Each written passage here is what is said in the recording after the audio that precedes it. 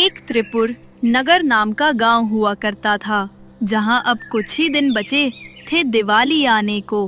बच्चे, औरतें, बूढ़े सब मिलकर अपने अपने घरों को सजाने में लगे हुए थे। कोई दीवारों पर रंग कर रहा था तो कोई आंगन में रंगोली बना रहा था। हर तरफ हंसी खुशी का माहौल था। लेकिन वहां एक रात में एक चमत्कार हुआ।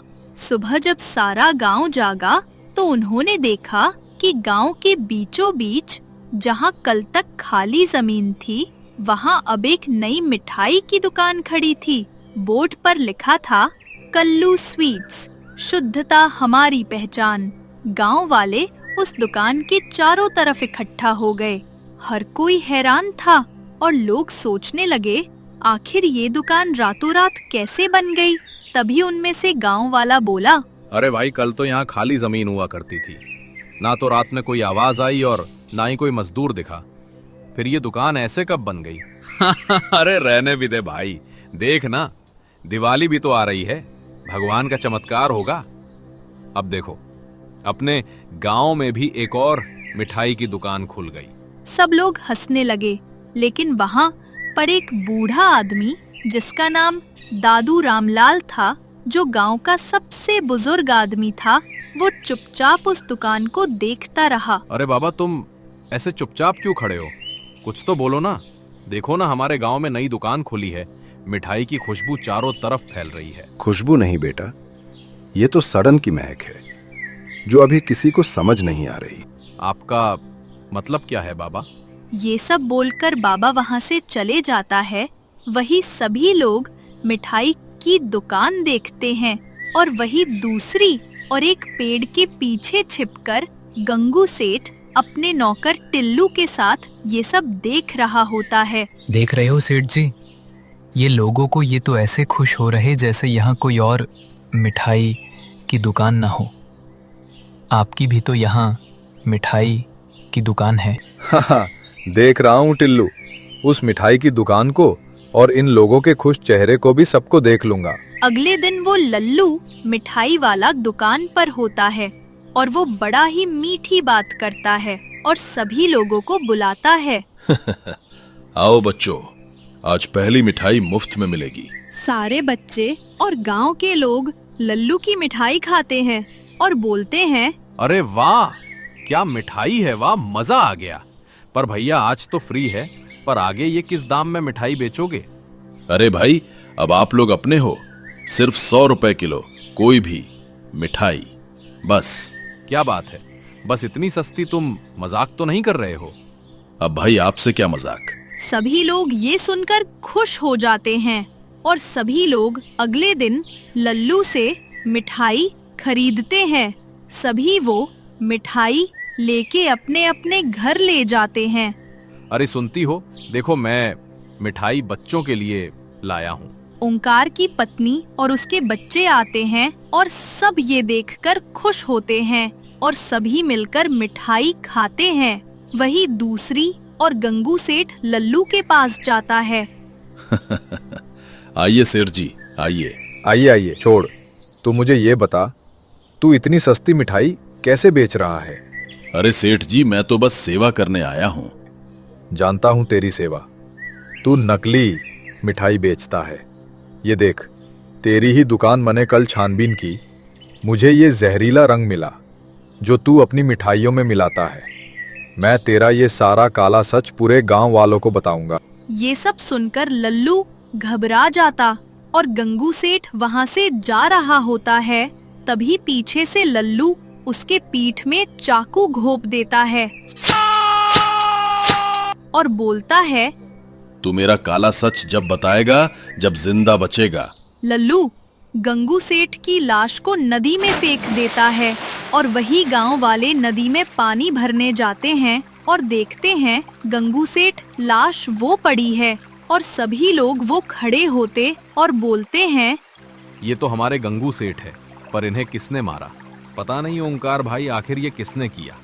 आज से पहले हमारे यहाँ ऐसा कभी नहीं हुआ। सभी लोग गंगू सेठ का अंतिम संस्कार करते हैं और सभी गंगू सेठ के ऐसे हाल के बारे में सोचते हैं। तभी ओंकार को पता चलता है उसके बेटे की तबीयत खराब हो गई होते और वो जल्दी जल्दी घर जाता है।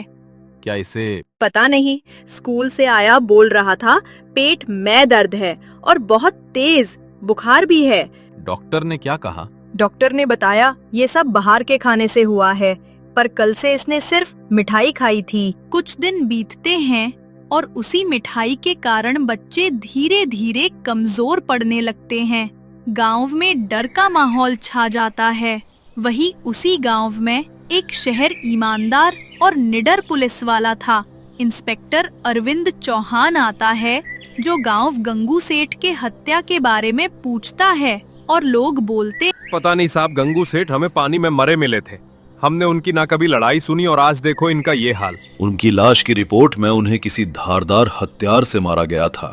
फिर वो पुलिस वाला फिर गांव में छानबीन करता है और वो एक दिन लल्लू की दुकान पर जाता है और वो और देखता है, सोचता है ये लल्लू को कहीं देखा है, पर उसे याद नहीं आता और वो कातिल की छानबीन करता है। एक दिन अरविंद चौहान रात के समय अपनी बाइक पर जा रहा होता है। तभी वो देखता है लल्लू की दुकान की लाइट जली मिलती है और वो दुकान के पास जाता है और खिड़की से देखता है कि लल्लू अपने 2 साथी के साथ घी में रासायनिक तेल और मिठाइयों में जहरीला रंग मिला रहा होता है। और ये सब अरविंद चौहान मोबाइल से फोटो लेने की कोशिश करता है। अचानक से लल्लू खिड़की और देखता है और बोलता है, कौन है वहां? लल्लू, मुझे पता चल गया कि तुम कौन हो। तुम शहर के नामी मिठाई व्यापारी और खाद्य माफिया लल्लू दास हो। तुम लोग दूध में डिटर्जेंट, घी में रासायनिक तेल और मिठाइयों में जहरीला रंग मिलाकर लोगों की जान से खेल रहे हैं। मैं तुम्हें जरूर कानून के हवाले हो।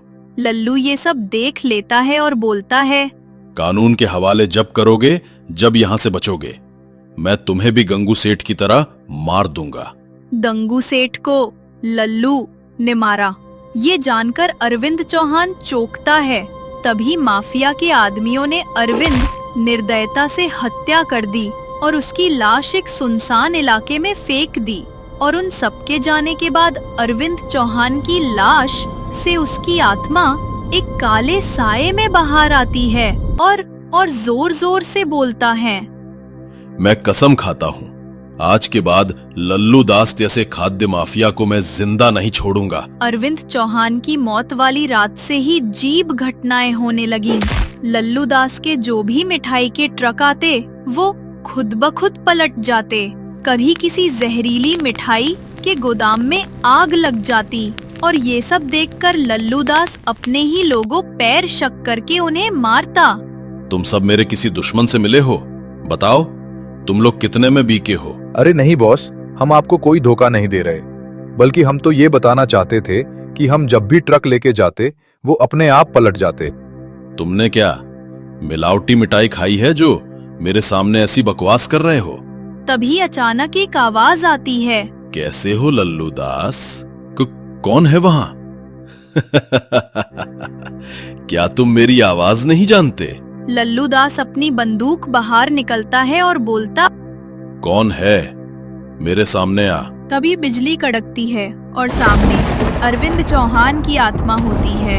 ये देखकर लल्लू दास अरविंद चौहान पर गोली चालता है और गोली अरविंद चौहान को छू भी नहीं पाती। और फिर अरविंद चौहान हंसता है, मूर्खो, मैं कोई इंसान नहीं, अब मैं आत्मा हूँ। इतना सुनकर सब गुंडे और लल्लू दास डर से कांपते और बोलते, अरे अरविंद चौहान, मुझे माफ कर दो, मैं आगे से ऐसा नहीं करूंगा। मैं कल से ही अपने सारे काले काम बंद कर दूंगा। मुझे जाने दो।